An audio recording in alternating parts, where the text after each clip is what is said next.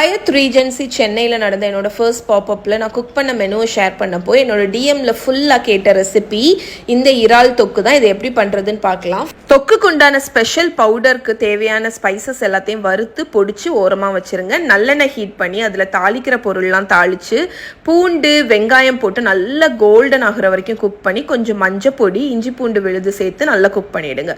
கொத்தமல்லி பொடி chilli powder சேர்த்து நல்லா வறுத்துட்டு இதில் தக்காளி அரைச்சதையும் சேர்த்து தொக்கு மாதிரி ஆகிற வரைக்கும் குக் பண்ணுங்க. இப்போ இதுல புளி தண்ணி உப்பு சேர்த்து எண்ணெய் பிரிஞ்சு வர்ற வரைக்கும் குக் பண்ணும்.